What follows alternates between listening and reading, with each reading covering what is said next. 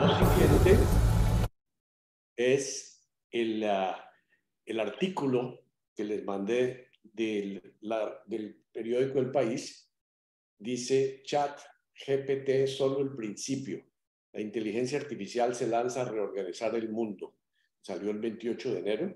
El resumen es 3 slides. ¿Qué hace?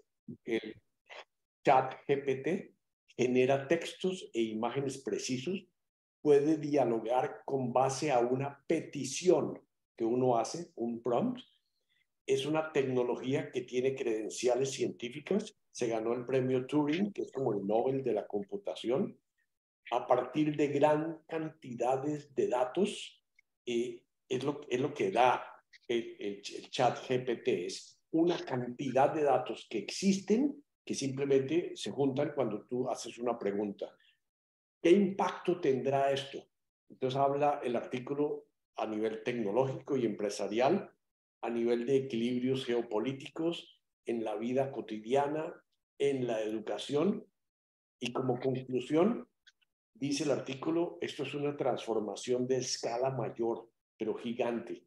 Hay mucho optimismo, hay riesgo, y de ilustrar se pasa a dar órdenes. Y esto es un reto abrumador, dice el artículo.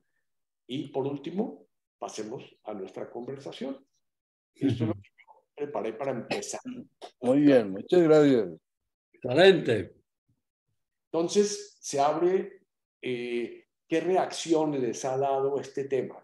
Yo sé que esto es una introducción, va a haber mucha más cosas que en el futuro podamos aprender, pero me parece que vale la pena que conversemos. ¿Cómo reacciona uno a esto?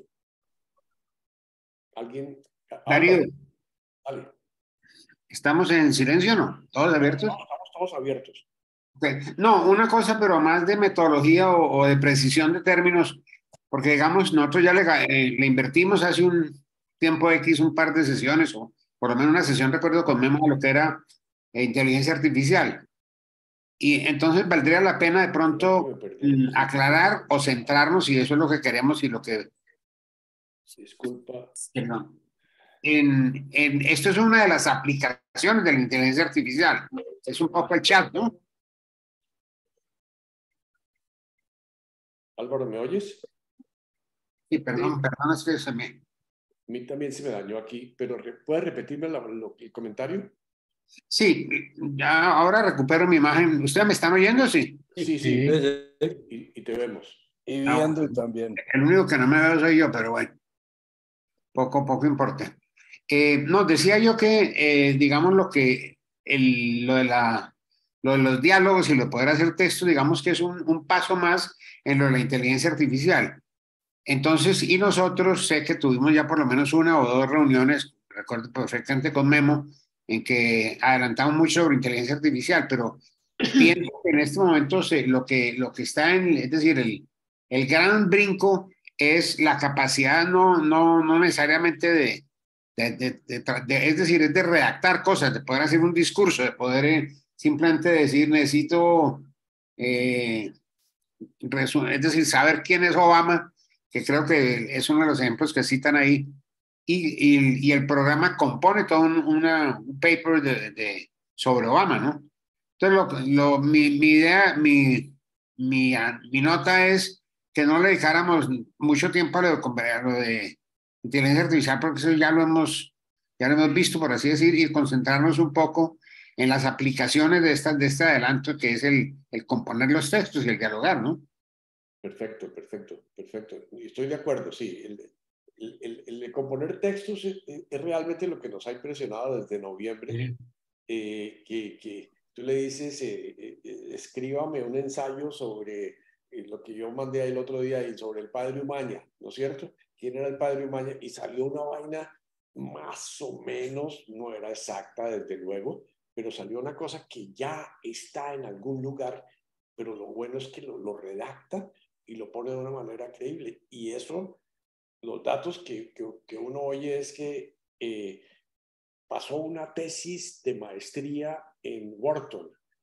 Le dijeron, haga un ensayo sobre esto, esto, esto y esto, y cite a los autores más importantes de esto y esto y esto, y la vaina salió una tesis, lo pasaron y pasó.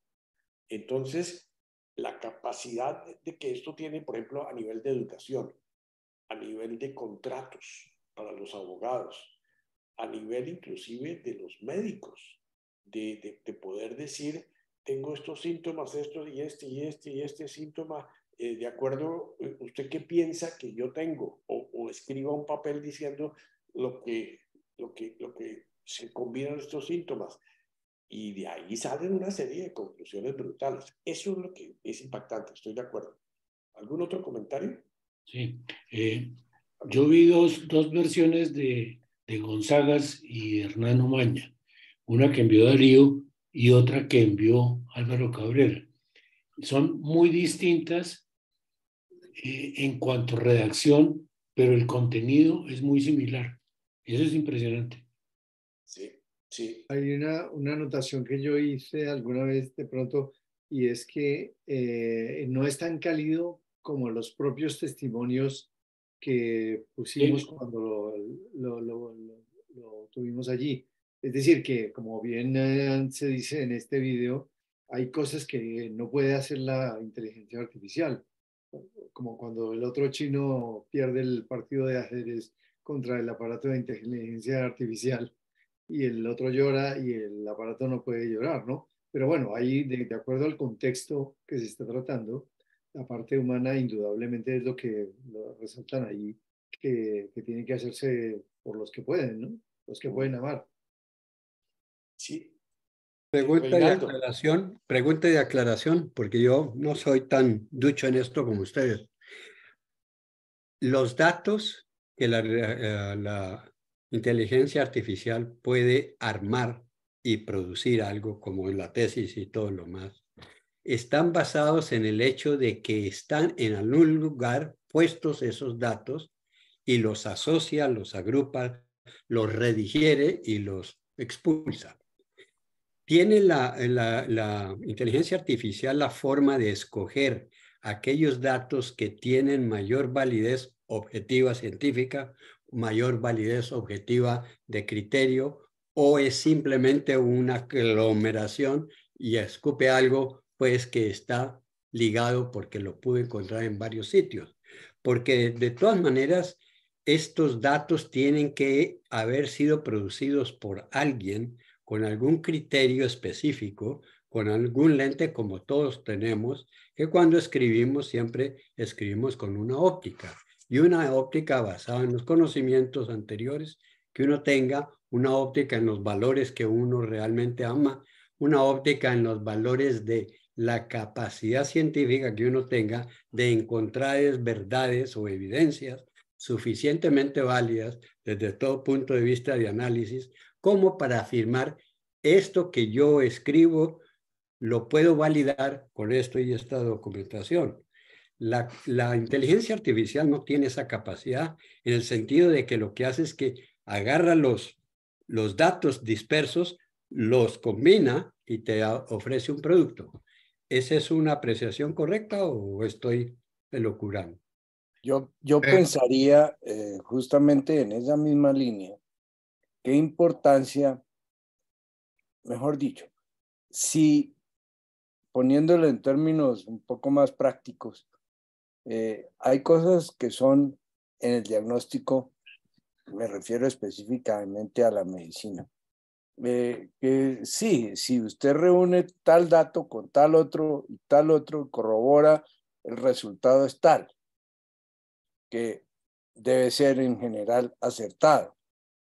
Pero yo me pregunto si eso es tan válido, por ejemplo, en cuestiones de pensamiento filosófico. Quiero decir, ¿cuál es la tesis, cuál es la antítesis o cuál es la tesis que yo pretendo probar? Y si la conclusión significa algo más que simplemente exponer lo que está a favor o lo que está en contra, que no sería tanto el realmente llegar a una síntesis o a una afirmación propia un descubrimiento, que eso es lo que no sé si sea todavía capaz de hacer la inteligencia artificial. Quizá ustedes puedan ayudar a esclarecer ese punto. Aquí estamos tan ciegos todos los unos como los otros, pero Marcelo iba a decir algo. Sí, mira, es que yo creo una cosa.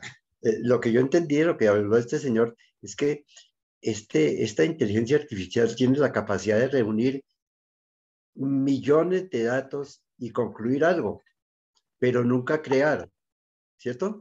Lo que pasa es que supera la inteligencia en el sentido de que puede agrupar más datos, ¿sí? Y recuerda todo. Y lo recuerda todo. En cambio, a uno se le olvida el 99%.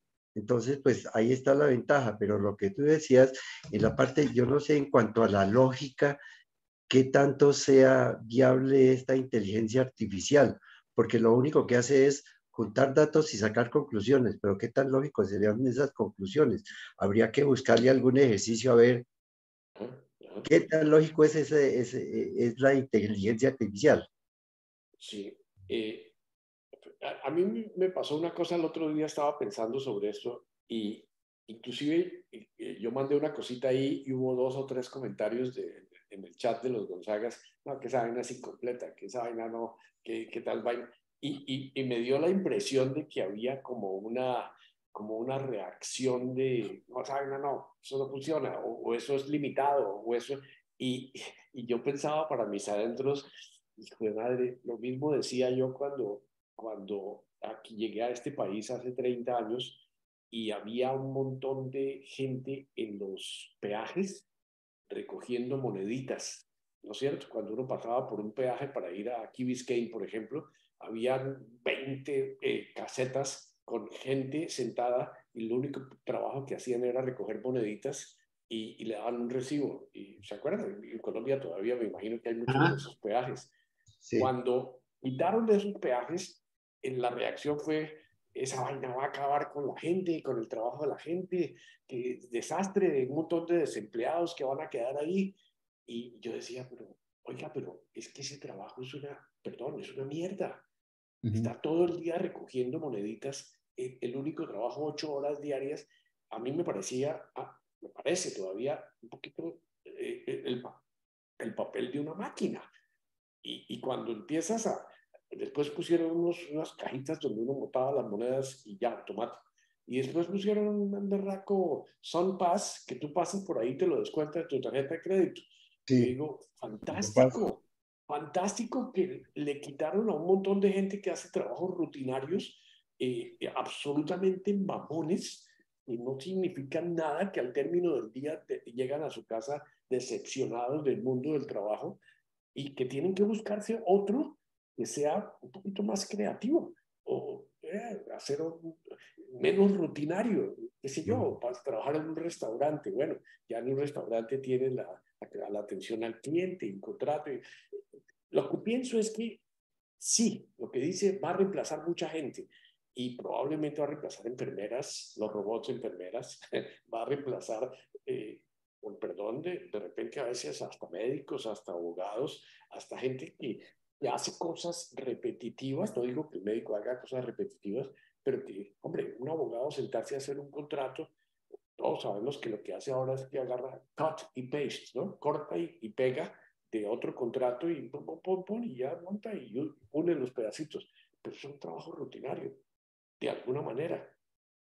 Entonces, lo que yo veo en la inteligencia artificial es que va a traer la posibilidad de que uno tenga trabajos más creativos.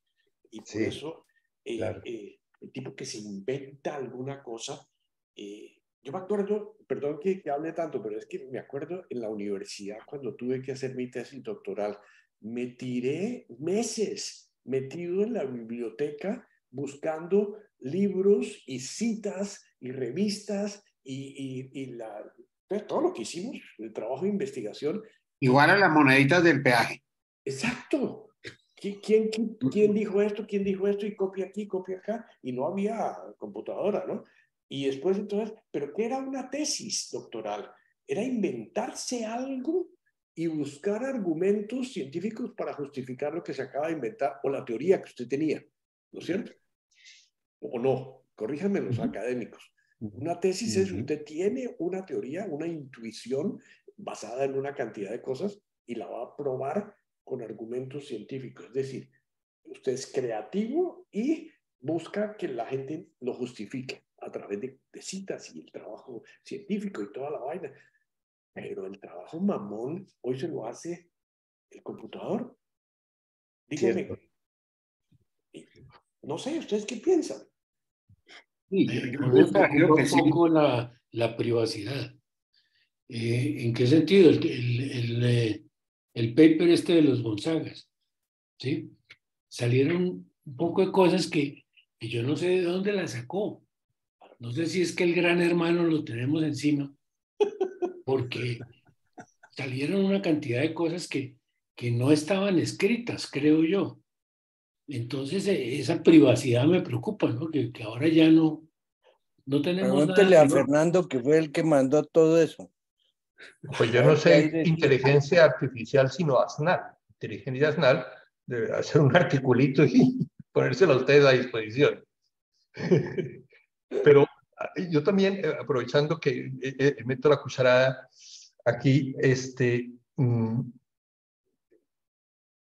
a mí me parece maravilloso, pues, en cuanto a una técnica, en cuanto a una cosa que ahorra tiempo, facilita tener información más rápido, facilita pues, ahorrar, lo que decía Darío, horas de estar haciendo una cosa que el aparato se lo hace a uno inmediatamente. O sea, la inteligencia artificial recoge la documentación, listo. Pero no quita esa parte creativa que uno tiene que poner, ¿no es cierto? Eso es una cosa que me parece pues, buena. Así como yo tuve que escribir mi tesina o mi tesis aquí en la Gregoriana cuando estudié en máquina, ya era avanzadísimo, ¿no? En máquina eléctrica, metiendo papel carbón, porque tenía que tener 3 copias. Y no me permitían sino escribir hasta las 10 de la noche porque esas máquinas hacían mucho ruido y, bueno, no dejaba dormir a los demás. Entonces, todas esas limitaciones terribles que hoy nos reímos y que en el momento eran cuestión de virtud y de paciencia y de, bueno, póngale todos los adjetivos religiosos que ustedes quieran, maravilloso, pero hoy en día nos ahorran ese trabajo. La parte creativa sí creo que sigue permaneciendo en el ser humano, ¿no? Sigue permaneciendo en que con toda esa multitud de datos, a ver, ¿qué aporto yo? ¿Qué milímetro hago avanzar la ciencia o el pensamiento o lo que sea? Y me parece que esto, pues sí, puede ayudar en todos los campos y en todas las ciencias, ¿no? En el campo humanístico incluso, ¿no es cierto? Le recoge uno las 20.000 novelas que hay sobre el tema de las mariposas amarillas y bueno, uno puede sacar conclusiones ahí de que los elefantes tienen una trompa más larga que las mariposas. Fabuloso. Una cosa que sí todavía no entiendo o me preocupa porque pues, no veo muy bien y es que entre toda esa recopilación de datos puede venir mucha cosa falsa, ¿no? Un poco lo que están diciendo. Y la máquina no me lo discrimina, la inteligencia artificial no me la discrimina, no me la selecciona o quizás ni me pone atención, sino que dice, vea, ahí está eso, ¿no? Entonces, se puede llegar a tener una información pues falsa o una información incluso antiética, diría yo, ¿no es cierto? Y vuelvo a lo mismo, la gran ventaja y lo admirable es que no se le quita al ser humano esa capacidad de tratar toda esa información de una manera creativa, inteligente, humanamente hablando, y bueno, y quiere usted de una manera ética, ¿no? Si uno es medio honrado para hacer las cosas. Y no recopilar todo eso, organizar bien y presentarlo como tesis doctoral y salgo graduado, pero siendo un tegua. Sí, hay un tema que a mí me ha impactado muchísimo con la vaina de los carros autónomos, los carros que se manejan solos, claro, que lógicamente son programados con inteligencia artificial y con sensores y toda esa vaina, pero la gran pregunta que se hacen es si usted tiene que programar ese carro para que reaccione ante un objeto que se aparece, otro objeto que se aparece, pero si los dos se aparecen a tiempo, ¿cuál de los dos? Y la pregunta clásica es, va un carro por la calle, uno de estos carros automatizados, programados por algoritmo, pero usted tiene que programar el algoritmo porque si aparece un niño de 6 años al lado derecho, el carro va a una velocidad de X y aparece un anciano en el lado izquierdo y el carro no puede frenar, se tiene que tirar para uno de los lados. ¿Para qué lado se tira? ¿Y quién programa eso? ¿Al del niño chiquito o al del señor anciano? Y eso es una vaina serísima, porque alguien va a tener que programar ese algoritmo de ese carro para ver qué. Y ahí es donde entra la ética, ¿no es cierto? Ahí es donde dice, ahora, puede ser que el viejito es o el joven, y esa es una pregunta que se le hace cualquiera, ¿no? Sí, de acuerdo, es muy complicado. Ahora, esa decisión no la tiene que tomar el que va en el carro, porque nadie va en el carro, sino como tú bien dices, alguien en algún momento tomó, o un grupo de personas, o un comité de no sé qué, toman decisiones sobre qué reúne más ventajas que desventajas, ¿no? Claro, claro. Pero no, evidentemente se plantean las cosas a nivel ético, y lo que decía Gabriel, que es todo el problema del exceso de conocimiento de cosas que no se deben conocer, entre comillas. Es decir, el gran hermano, total, eso estamos abocados a eso. Y yo creo que hay que mirar es como bien se dice, que la vida no es lo que pasa, sino lo que uno hace con lo que pasa. Es decir, hay cosas que no podemos manejar, sino podemos movernos dentro de las consecuencias que causa la toma de una decisión. Pero sí, a nivel ético es violento. Y de todas maneras tenemos que reconocer nosotros, lo digo yo con todo el cariño del grupo, pues hombre, estamos en edad y estamos en ciertas condiciones de que qué jartera que cambien tanto las cosas. Ahora meternos en él y resulta que sí toca, ¿no? Nosotros tenemos la resistencia al cambio es una realidad, eso lo hemos vivido todos, y nosotros, para bien o para mal, pues estamos ya contagiados un poco de buscar comodidad, de no cuestionarnos tanto, porque qué pereza, que viven amargados por todo lo que pasa, vivan la vida rico. Sí, de acuerdo, hay unos que nos preocuparemos menos o más que otros, pero la resistencia al cambio es una cosa complicada, y yo sí soy muy positivo en eso, es decir, muy positivo en el sentido de que yo creo que tiene, es decir, ventajas muchas, peligros muchos, pero eso también hace parte de todo, ¿no? Es decir, a nosotros nos dijeron nuestros papás que eso de los Beatles, que eso no es una mierda, ¿cuál música? De acuerdo. Reinaldo. Dos consideraciones adicionales a todas las buenas que han hecho. A mí, en general, la presentación de este tipo me pareció extraordinariamente equilibrada, equilibradísima. Sí, señor. Porque da el reconocimiento al avance científico que es ineludible y que va a cambiar el mundo y la manera de hacerse las cosas. Indudablemente, ese poderío yo creo que es imparable. Pero por el otro lado, él demuestra con una claridad pasmosa es que la parte insustituible del ser humano es un tesoro tal que no hay ni siquiera que pensar que la inteligencia artificial vaya a ser capaz ni de llegar a los umbrales de esa magnificencia de nuestra creatividad. Me parece extraordinario. Pienso que una de las falacias se llama la inteligencia artificial, sí, pero inteligencia es propia del hombre en toda su capacidad reflexiva, de lógica, de comparación, de síntesis y de todo lo demás. Eso es parte de la creatividad. Eso no es lo que distingue a la inteligencia artificial. Ahora, pensar como él lo hace en esa forma tan positiva de que libera todas esas producciones de trabajo en repetición, hasta que lo emboban al individuo y que no tiene sentido el trabajo que tiene y lo libera para poder encontrar su propia creatividad. parece formidable, bienvenido, eso es algo extraordinario. Nunca en la existencia de toda la historia humana había habido este problema de repetición porque la sobrevivencia mantenía abierta la capacidad creativa. Y fíjense que el periodo, por lo menos en el occidente, de la creatividad, de la explosión del Renacimiento, extraordinaria, extraordinaria, es impresionante. Pero eso se debió en gran parte al renacimiento del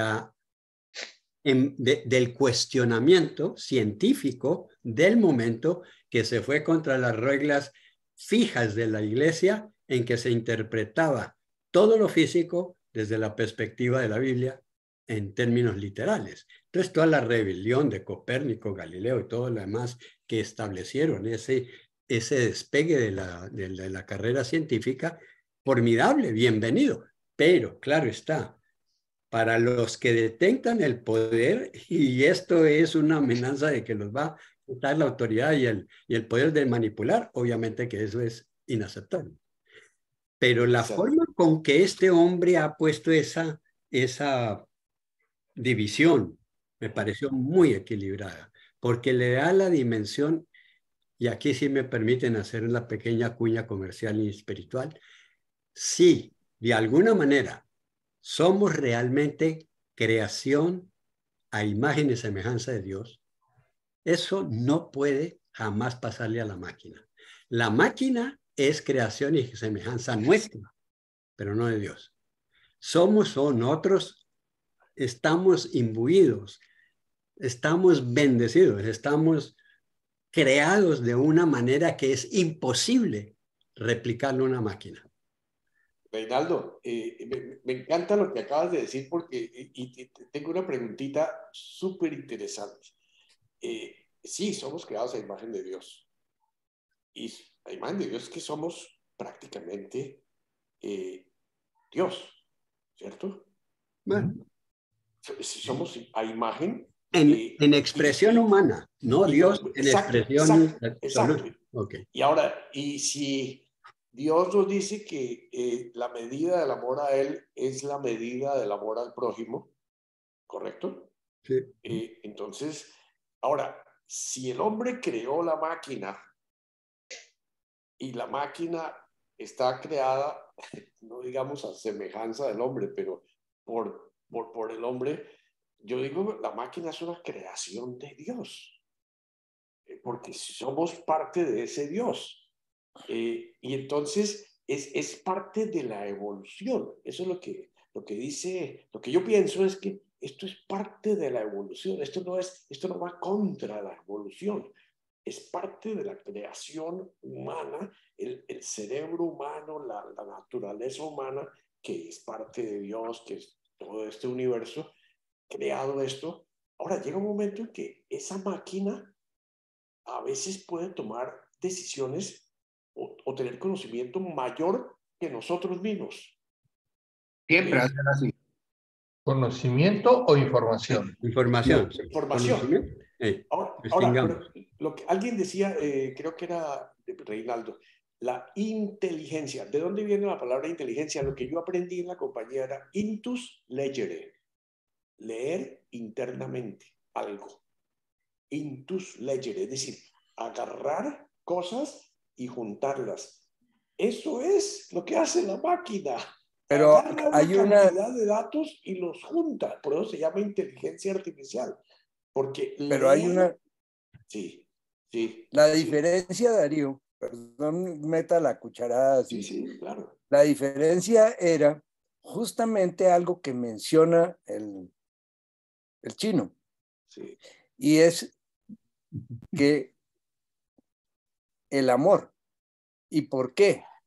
Porque la máquina puede tener la información que quieras, pero las decisiones, al menos humanas, siempre van, y cuando digo siempre es que los neurocientíficos han asegurado esto, son el resultado de una emoción que despierta determinados datos en el ser humano.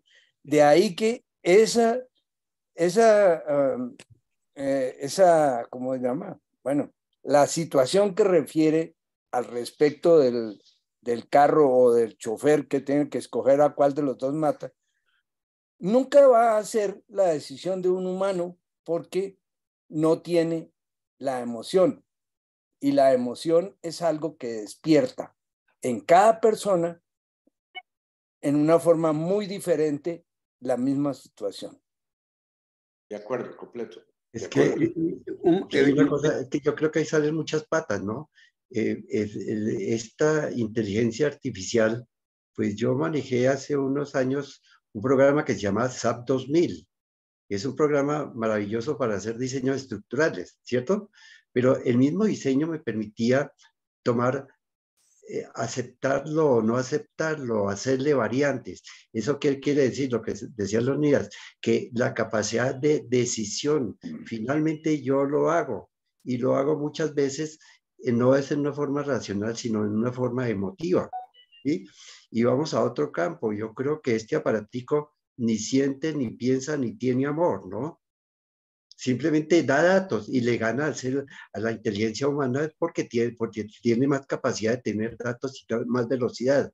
Pero hay cosas intangibles al hombre. Por ejemplo, pensaba yo, el arte, ¿la máquina puede crear arte? Yo creo que no. Una obra, lo decía Reinaldo, el Renacimiento, toda esa humanística, todo este movimiento, todo este arte de la música, de la pintura, pues hombre, de pronto el aparatico, si se le dan los datos, hace algo parecido, pero crearlo yo creo que no está en esa capacidad, ¿no? Es una herramienta valiosísima, indiscutiblemente, y eso hace progresar mucho la humanidad, pero finalmente la decisión la toma el hombre. Lo acepto o no lo acepto y lo voto. Y si yo le gano el computador cuando lo desconecto, ¿cierto? Entonces ahí tomo las decisiones que quiera. ¿Ya? Le añadiría a eso este pensamiento. El grave error tal vez sería dejarle a la inteligencia artificial a que tome decisiones claves en la evolución, así como la explicó Darío, y nosotros nos lavamos las manos de la responsabilidad de que esa decisión la tomó la máquina y no nosotros. Nos da los datos, pero somos nosotros que tomamos la decisión qué hacer con ellos. Y ahí sí entra la ética, el amor y todas las consideraciones que nuestro amigo el chino puso también puesta en su doble matriz. Ahora, hay máquinas que están creando que van a tomar decisiones autónomamente. Ay, gravísimo. Y están programadas para que, dadas las, por ejemplo, cosa tan absolutamente simple que no es inteligencia artificial, pero es una pendejada. Yo tengo aquí en mi cuarto una cortina que se baja automáticamente cuando sale el sol. Entonces, pues es normal, ¿sí? Sale el sol, se baja la cortina, los rayos, qué sé yo, toma una decisión automática. Pero ese es un ejemplo absolutamente sin ningún problema. Pero ¿qué tal la maquinita que creó el Pentágono para que cuando de repente venga una misil nuclear y cruce determinado punto alto de los Estados Unidos, no un globito como el de esta semana, sino un misil nuclear, automáticamente está programada para que suelte 10 bombas nucleares en donde salió el misil? Automático. No tiene, pero ¿cómo carajos mandar? No. Ese es el gran problema de programar máquinas para que tengan reacciones. Un robot en los hospitales, ya hay robots en los hospitales haciendo el papel de enfermera, a veces con muchísimo mayor eficiencia, no digo sensibilidad, ni la parte emocional del cuidado del paciente, pero con la eficiencia y además no hay contagio, la enfermera no habla, digo, el robot no habla, no le... hay cantidades de cosas que ya están siendo programadas, la famosa aspiradorcita que sale a la misma hora, todas las cosas, uno dice, ya hay cosas que el hombre crea para que automáticamente tome decisiones. ¿Qué tal cuando nos montamos al carro y ponemos el navegador. El navegador nos dice por dónde agarrar y nos da órdenes. Y honestamente yo casi dependo de esa vaina para ir a algún lugar. Le sigo las órdenes y mi esposa me dice, no, cojamos por este lado. Y yo, no, el navegador está... Es inteligencia artificial, ¿sí o no? No sé si ustedes son aficionados a la ciencia ficción. Yo sí soy un apasionado total. ¿Conocen uno de los mayores inventores de la ciencia ficción, el ruso ese, ¿cómo se llama? El de la robótica, la serie de los robots. ¿Putin? No.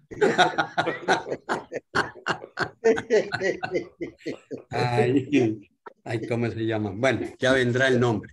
De todas maneras, inventó el hombre, ya estamos hablando en el año 60, algo por ahí, cuando comenzó The Series, The Foundation Series. ¿Nunca la ha leído? No. Es fabulosa. Él inventa en su ciencia ficción robots que hacen todo lo que acabamos de decir, pero le implanta en su logaritmo 3 reglas de los robots inviolables. Nunca hará daño a una persona físicamente. A ese dueño lo defenderá de alguna agresión física por otra persona. Y si entra en conflicto de qué hacer, se autodestruye. Ahora, ese tipo podría ser implantado en la inteligencia artificial, dado los casos en que ocurra algo de eso, alguna de esas situaciones. Interesante. Un guardaespaldas. Sí. Bueno, pero eso finalmente, volviendo un poco a lo que mencionaba del arte, ya hay, por supuesto, máquinas que según el estilo de Van Gogh hacen un cuadro. Y si le dicen haga un retrato, hace un retrato. Y no solo con Van Gogh, sino con muchos pintores, casi que como uno de esos falsificadores. Le falta, lo mismo que al falsificador, le falta al algoritmo, la genialidad de la construcción del cuadro o de la ideación de qué era lo que quería plasmar y en qué forma, porque no es solo decir yo voy a hacer un retrato, esa no es la gracia está en la forma en que el pintor ha planteado las obras maestras, de resto no pasa de ser un retrato. Una pregunta de tipo práctico. ¿Ustedes qué piensan a nivel de educación en los colegios, que nos enseñan en las universidades? Escriba un ensayo sobre tal cosa. El chino le dice a la máquina, dígame este ensayo, sale, perfecto. Y además, si le dice la segunda vez, lo escribe diferente, ¿no es cierto? Si usted le pide que lo vuelva a hacer, lo escribe diferente. Eso a nivel de educación, ¿qué hace el profesor para saber si copió o no copió? O si las citas están correctas. O el de la tesis doctoral de la universidad, Fernando. Yo empezaría por enseñarles a conservar su dignidad y su ser humano, antes que enseñarles la inteligencia artificial. Porque con todo esto que yo escucho, digo, maravilloso. Yo digo, eso es maravilloso. Pero ¿dónde vamos a quedar como seres humanos? ¿Dónde va a quedar nuestra capacidad de libertad interior para decidir, ¿no? Eso no lo podemos perder.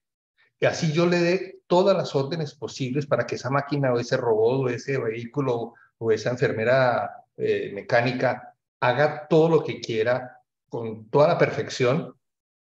Yo tengo que seguir manteniendo mi ser de eso, de ser creado sobre todas las criaturas, con esa capacidad y esa libertad de manejar y de hacer todas estas bellezas, pero sin dejar que me vuelva esclavo de esa situación. Entonces, en educación, yo diría, lo primero es eso, que todo esto se puede realizar, todo esto se puede hacer, todo esto se puede ofrecer y se puede entregar y mejorar la educación a nivel técnico, diríamos, muchísimo.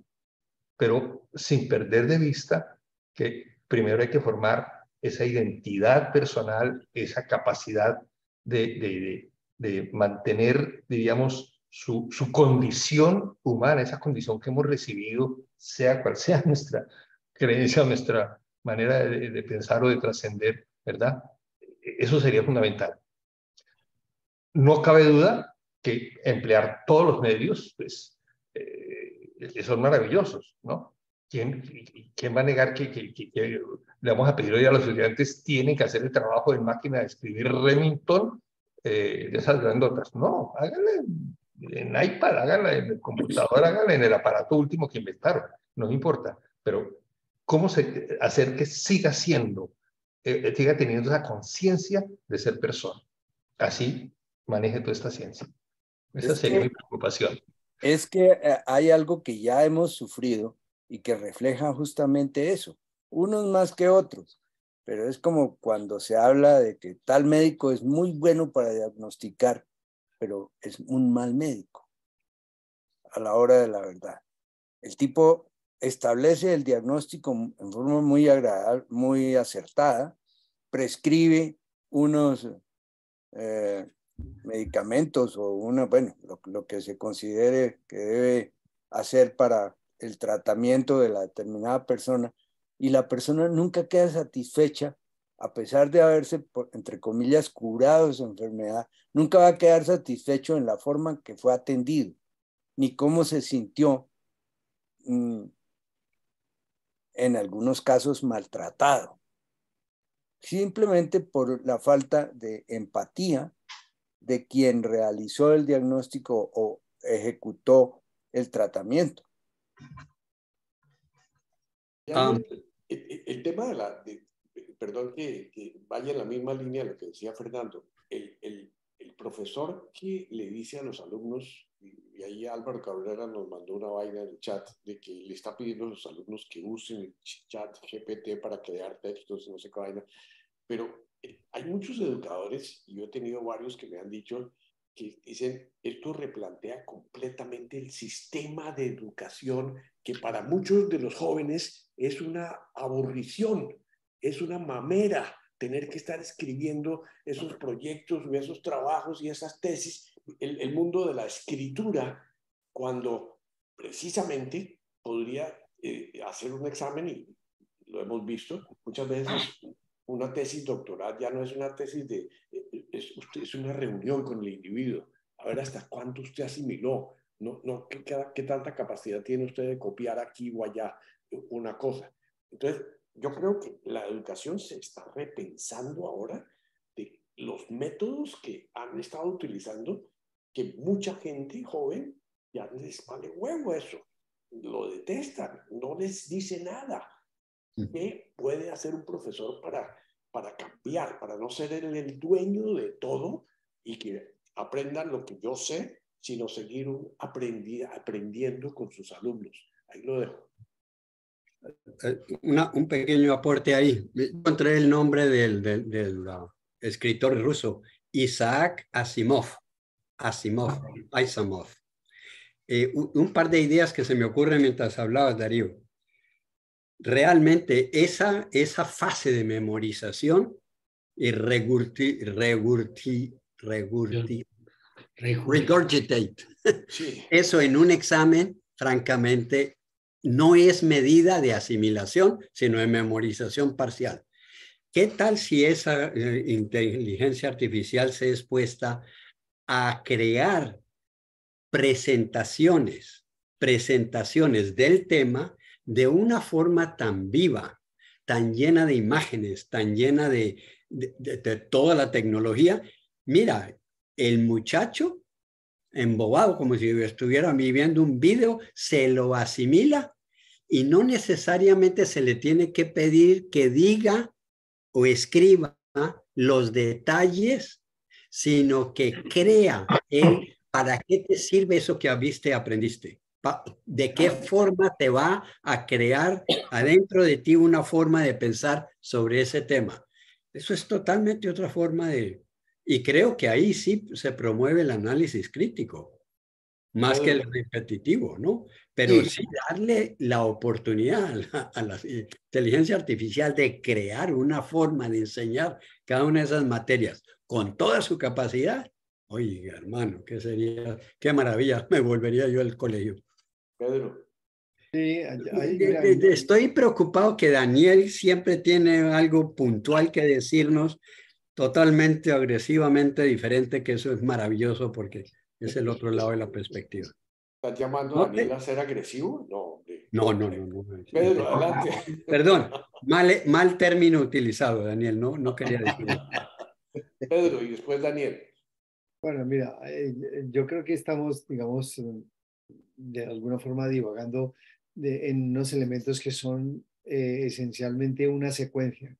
A ver, les voy a poner unos ejemplos muy pequeñitos que no los aburre porque funciona así. La medicina siempre se ha basado en el conocimiento que tenían los médicos y los médicos tenían su conocimiento de acuerdo a cómo habían tenido sus profesores, forma normal de la educación que se ha hecho. Y en todos los ámbitos humanos, la educación exige primero un modelaje, el segundo una instrucción y el tercero una, digamos, eh, calificación de resultados. Es decir, a las niñas no se les puede levantar la falda, por ejemplo. Y entonces el que la levanta, pues está mal calificado, se tendrá curiosidad, pero punto, no se hace. ¿Ok? Bueno, entonces esta parte viene con lo que ustedes, algunos de ustedes deben conocer.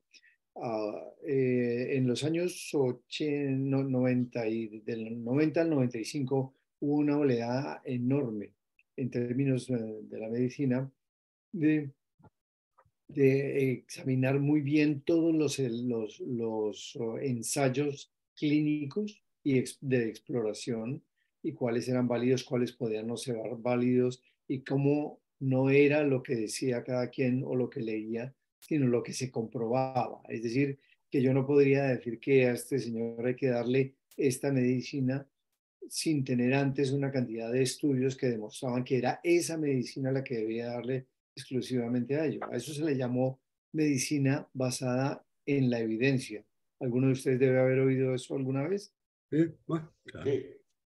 Bueno, entonces resulta que alguien que dice algún statement, alguna frase específica en medicina de que esto le sirve a este tipo de enfermedad, tiene que basarlo en un fundamento y el fundamento está en los estudios aleatorios, dobles ciegos, controlados y todo ese tipo de cosas, que son los que dan más fiabilidad, ¿verdad? Es decir, que se acerca un poco a eso que nosotros pensaríamos que era la realidad. Bien, hasta ahí está claro. Pero resulta que yo no conozco todos los aleatorizados. Se generaron una cantidad de estudios en donde se metían todos los estudios que estuvieran sobre ese tema y sobre ese tema se hacía un metaanálisis que daba un resultado específico. Pero es que también se descubrió al mismo tiempo que cuando un médico o un investigador busca algo que él cree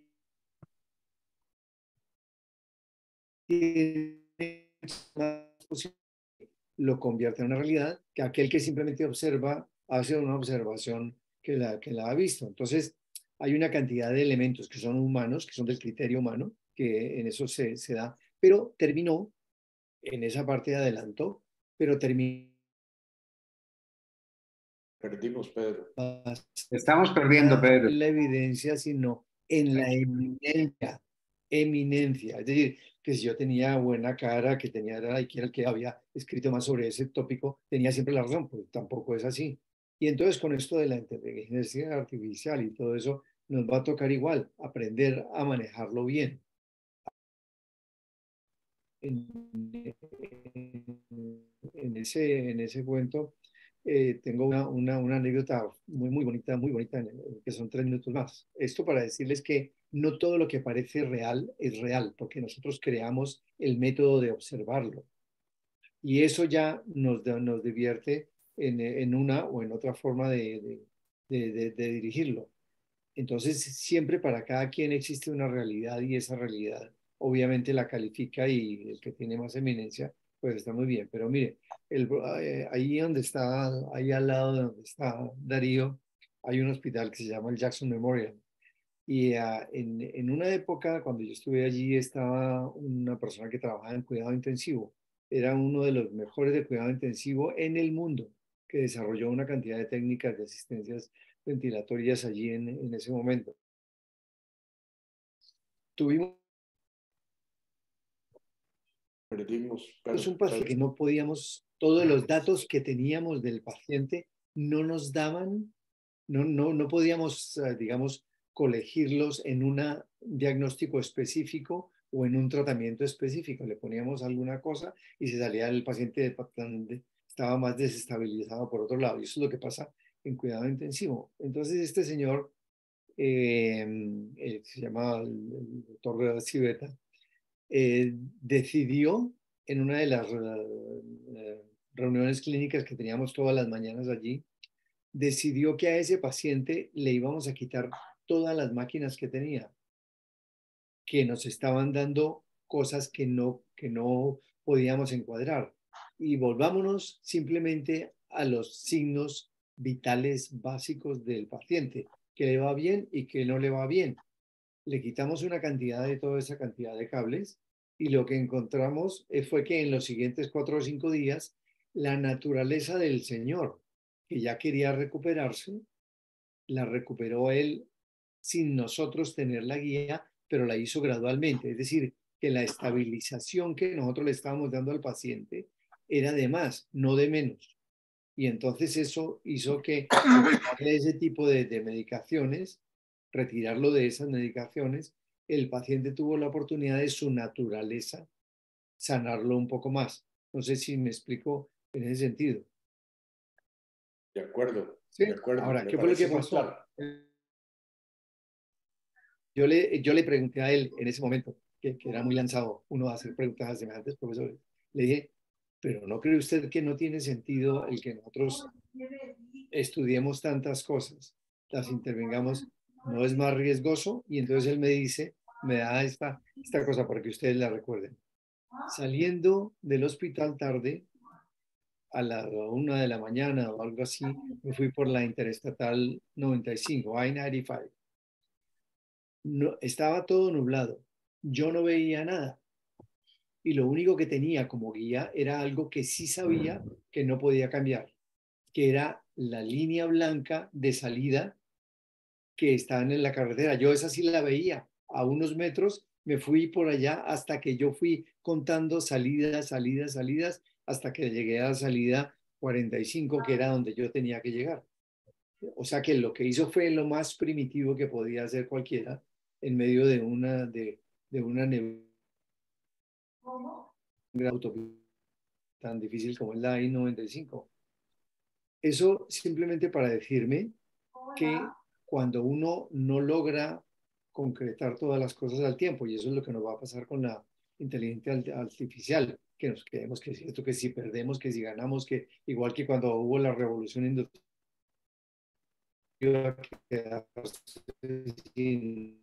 sin puesto, y resulta que te crearon fue más puestos y una cantidad de cosas, pero todavía estamos muy bisoños en eso. Y sobre lo que comentaba Darío, los coches que van solos y van de un sitio a otro, yo todavía, con todos los accidentes que ha habido ya, yo todavía no les creo, ¿sabes? De manera que yo creo que eso es una cuestión del momento, de todo, pero sí tenemos que ser críticos en inducir dos cosas, lo que comentaba Fernando y lo que comentaba el señor, el chino. El chino dice, mire, hay cosas que nadie va a poder decidir, sino es el criterio. No va a haber una máquina que diga sí, porque esa es la que no. Bueno, esa era toda la historia. Qué bien, Pedro. Al final de cuentas nos toca a nosotros en la decisión. Claro. Vamos a tener que esperar para oír a Daniel en la próxima, porque ya la hora para los europeos es como tarde para ustedes. No, sí, yo aquí tengo un whisky y con eso sigo. Concluyamos. No hay problema con Fernando y Pedro. Adelante. Yo, si me duermo, ustedes me ven y me arrullan. No hay problema. La tan esperada intervención de Daniel. Pero es que no, yo no puedo intervenir porque entonces dicen que estoy regañando y yo por eso prefiero estar callado. Que regáñenos, que eso es rico. No, eso sí es feo.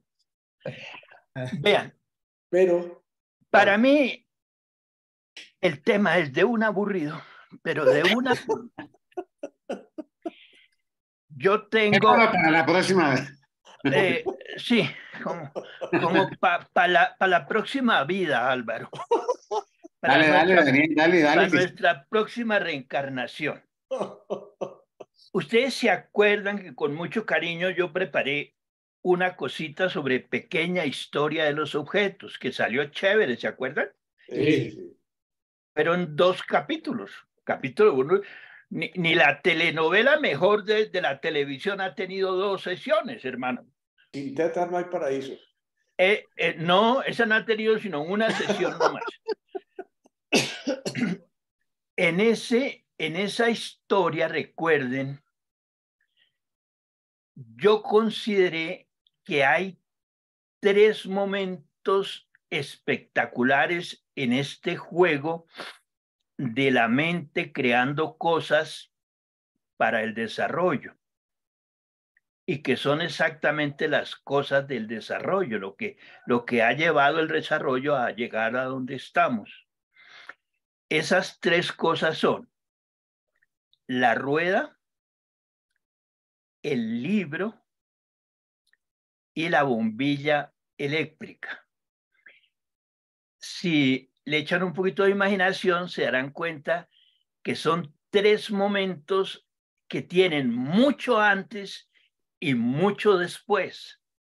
La rueda se concretiza en un momento, pero antes, para llegar a la rueda, hay todo un juego de proceso de desarrollo, y una vez que la rueda entra digamos, como en el engranaje, que es asimismo un juego de ruedas, se nos ilumina el desarrollo, se nos ilumina la vida a los humanos de pensar que fuimos capaces de crear la rueda. Y fíjense, si eso decimos de la rueda, ¿qué tal el libro? El libro es desde el cubito con las cositas pictográficas y cuñigráficas que hicieron los sumerios, hasta los libros de hoy. El libro es el objeto de nuestra mente por excelencia, ¿no? De para adelante y de para atrás. Qué cosa tan bella es esa vaina. Y algo parecido, para no demorarme tanto, la bombilla eléctrica. Me gusta de la bombilla eléctrica mucho el hecho de que es uno de los misterios que más me conmocionan a mí en el desarrollo. Yo me pregunto, ¿cómo es el espacio sideral sin luz? Oscuro completamente. ¿Qué pasa cuando uno sale al espacio? ¿Qué ve uno? Muchas estrellas. ¿Cómo será esa vaina? Sin luz. Me conmociona el ánimo el pensar que la luz es lo que es y que en un momento determinado nuestra mente fue capaz de vencer la tiniebla y crear luz. Y fíjense en cómo igualmente se va de para atrás y se va de para adelante en millones y millones de posibilidades. Eso como elemento fundamental. Son 3 ejemplos nomás. No necesito decir que la imaginación de cada uno de nosotros pues, puede hacer lo mismo con muchísimas otras cosas que hemos creado los hombres. Y ahora, regaños.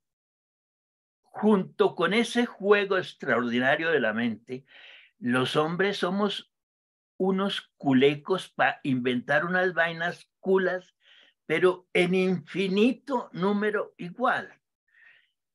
Hay una mano de vainas que yo no sé para qué carajo las hicimos, y sin embargo nos sentimos súper orgullosos de ello. Pero no solamente nos sentimos súper orgullosos, sino que despiertan ese entusiasmo. Yo creo que el Darío debe tener una empresa para vender inteligencia artificial, porque si ven el entusiasmo con que nos mete la inteligencia artificial y la mano de ejemplos que trae de cosas buenísimas. Increíble, ¿no? Para mí, eso es lo que yo llamo, perdón Darío, yo sé que contigo puedo hacer estas bromas porque tú no te ofendes, ¿no? Culequera. El hombre más culeco que yo he conocido es el hombre que yo más he querido. Se llamaba Hernán Umaña. No. Cada vez que venía de Barcelona con unas vainas, el aparatico que hacía las letricas y empezaba a ponerle letricas absolutamente a todo lo que... y ponga letricas. Y después se le ocurrió hacer unos álbumes y nos clavó a hacer álbumes y a pintar hojas y todo. Y de todas esas culequeras quedan unas cosas tan hermosas, tan hermosas. Entonces digo yo, bueno, en últimas de cuentas, es que esa es la esencia del hombre, ¿no?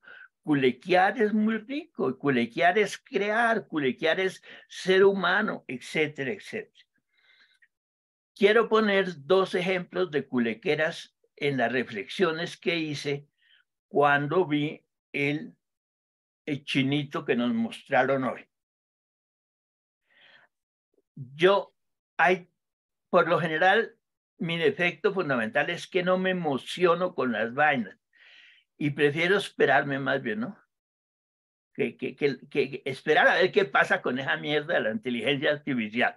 Y así me ha pasado con todo. Pongo 3 ejemplos también. Y como una defensa del yo con yo, porque a la demás gente del universo me imagino que le importa un carajo lo que yo diga al respecto, ¿sí? Entonces el problema es yo con yo, punto, ¿sí?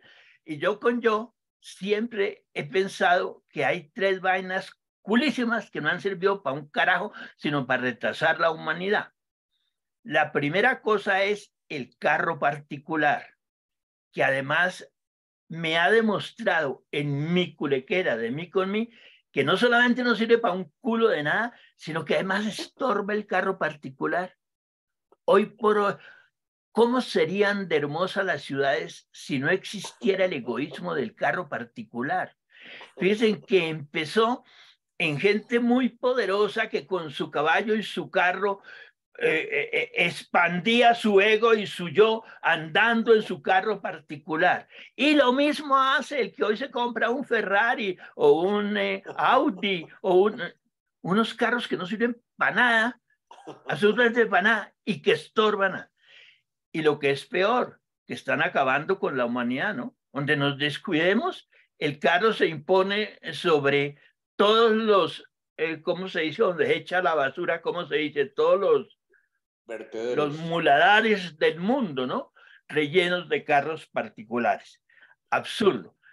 Y me regodeo yo de pensar que la experiencia me demuestra que tengo razón. El carro particular es una barbaridad, pero una barbaridad tenaz. Sé que no es muy convincente, pero bueno, no importa. Como les digo, es yo con yo, ¿no? El otro elemento que me parece bastante tonto es el teléfono celular. Ay, Dios mío. Yo me demoré 12 años en comprar un teléfono y eso ya fue, pero de las narices que me obligaron a tener un teléfono celular. Lo mismo, no sirve para nada. Paréntesis. Mentiras, sí sirve. El carro particular también te sirve. Si los hombres tuviéramos criterio para darle un uso muy moderado. Y de la emoción total al desprecio total, llegar a la moderación. Si usáramos con moderación los carros particulares, si usáramos con moderación los celulares, y el último que voy a mencionar ahora sería tan distinto, pero ¿qué vamos a hacer, estimados Gonzagas? Fíjense en esta reunión, cada persona responde a su manera. Cada uno de nosotros ha respondido a la inteligencia artificial como cada uno de nosotros se nos da la gana de responder. Y cada uno da su opinión y da su vaina y le mete y le quita y le pone y le saca. Chéverísimo. Y de ese juego da la resultante. La inteligencia artificial es mi tercer elemento. No creo que sirva para un carajo. En mi meditación, llegué a una conclusión que de pronto es más interesante que todas estas pendejadas que acabo de decir. Si detestas tanto la dualidad, Darío, no, detestas no es la palabra, es más bien si rechazas tanto la dualidad, de la forma como la rechazas, deberías rechazar la inteligencia artificial, porque el hecho humano no se da simplemente por la inteligencia. El hecho humano siempre se da con inteligencia y con sentimiento. Es un juego sensacional de unidad sustancial que no se puede separar nunca. Entonces estoy completamente de acuerdo cuando oí decir lo de inteligencia, nanainas. No, el ser humano siempre, para analizar, para buscar, para concluir, etcétera, siempre usa una unidad en la que participan la inteligencia y el sentimiento. Entender, sentir, sentir, entender. Y por eso es que es tan absurdo pensar que la inteligencia visual va a tomar alguna decisión. No, la decisión no se puede tomar si no está el sentimiento. Así como el sentimiento no puede tomar decisión si no está la inteligencia también. Entonces, perdónenme, pero su inteligencia artificial me parece muy chimba. Esto, bueno, buenísimo. ¿Cómo nos íbamos a perder esa Sí, no, presentación tenías que final? hablar, hombre. No, tú le das la nota, pero precisa de equilibrio. Yo solo quiero decirte, Daniel, que no me ofendes en absoluto si atacas y todas esas cosas. Me parece muy bien. La palabra culequera viene de la gallina, que pone los huevos y proclama: ¡puse los huevos! ¿Sí o no? Es una gallina culeca, es cuando pone los huevos. A mí me encanta poner los huevos en todos los sentidos porque creo que anuncia, crea. Y si me comparaste con el padre Umaña, para mí es un honor brutal. Porque ahora, cuando lo dijiste, algo me pasó por la cabeza y dije, exactamente, tal vez capté eso de Umaña. Y se me quedó y lo agradezco en el alma. Porque sí, me encanta investigar, me encanta lo nuevo, me encanta lo creativo, me encanta el entusiasmo de las cosas, porque es lo que me hace feliz. Y me encanta este tipo de reuniones donde cada uno tiene su culecada, ¿no es cierto? Pero en conjunto yo salgo absolutamente enriquecido de esto, absolutamente enriquecido, con una, con el otro, con el otro, con el otro. Y yo creo que ese es el gran beneficio de nuestras reuniones. Alguien me decía, oiga, ¿usted por qué tiene tantas reuniones con sus amigos y sus vainas? Y yo digo, porque me encanta, me enriquece. Yo salgo de las reuniones y Pilar me dice, ¿qué tal? Y yo le digo, sensacional. Me dice, pero todas las reuniones dicen sensacional. Es que son sensacionales, porque en esto estamos creciendo, oyéndonos unos a otros, aprendiendo del otro, de la opinión del otro. Yo voy apuntando un montón de vainas, ¿no? Y puedo estar de acuerdo, puedo no estar de acuerdo. Fantástico. Pero en lugar de tirarnos vainas en el chat diciendo que el uno es un no sé cuántos, que el otro es no sé cuántos, aquí nos podemos hablar, podemos conversar, y yo creo que en general aprendimos. Esa es mi percepción.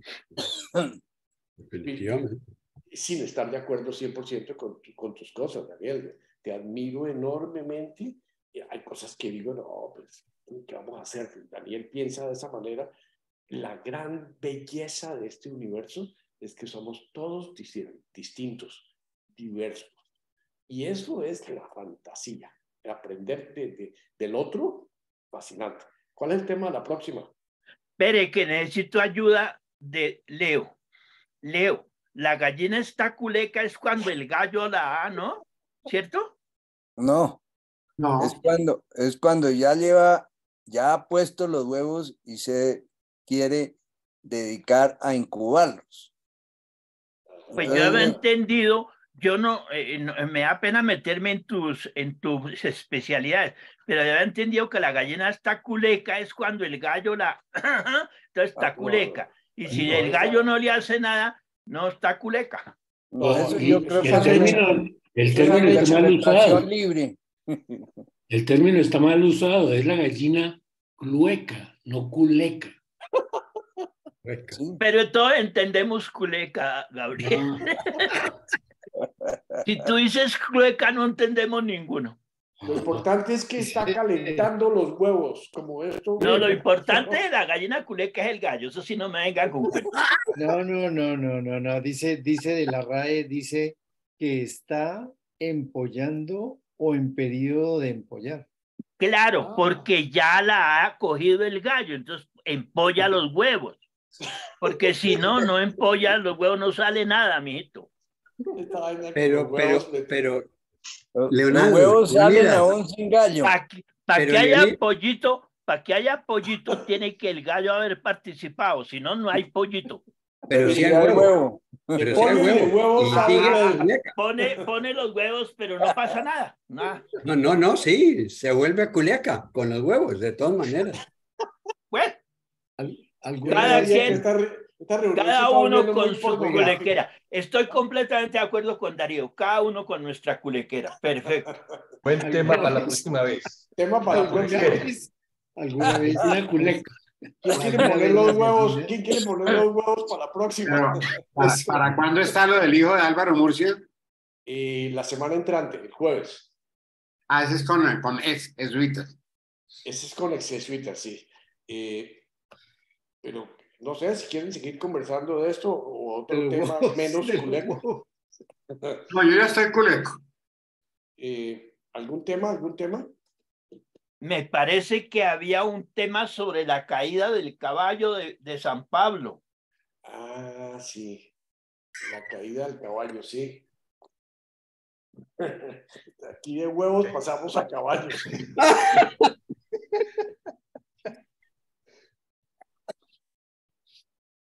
Recuérdame cómo era la cosa. La caída del caballo es un momento donde uno se siente golpeado por la vida, ¿no es cierto? ¿Era algo así?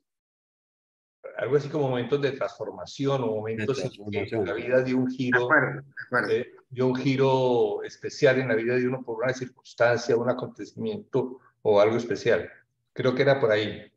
Sí, y el tema podría ser así como lo hicimos con lo que uno considera milagroso. ¿Es habido algún momento específico donde uno ha tenido que hacer el giro? De transformación y giro de la vida. ¿En qué momento pasó usted a hacer inteligencia artificial? Yo voy a preguntarle a ChatGPT, hazme este ensayo. A ver qué dice. Que se autodefina. Pregúntele al chat qué es estar culeco, por favor. Exacto. Y nos lo presenta la próxima vez.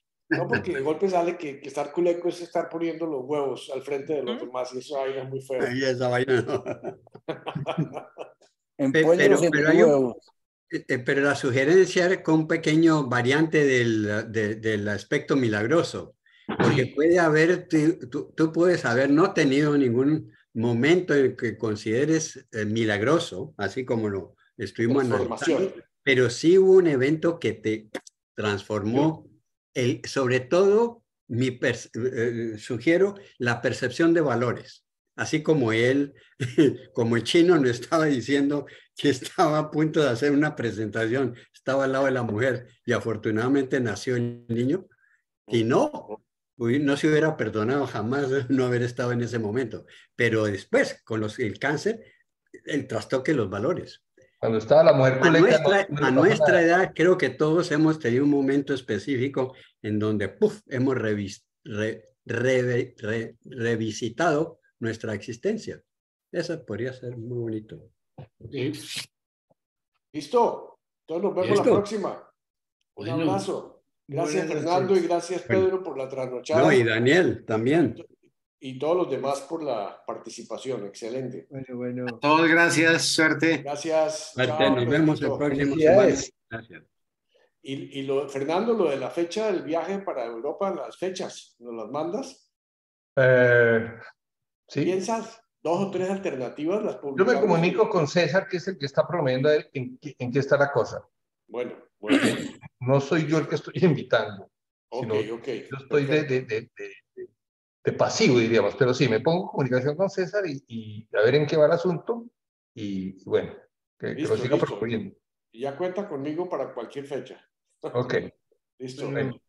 Listo. Listo. Chao, Ok. Diego. Hasta luego. Chao. Felicidades. Bueno.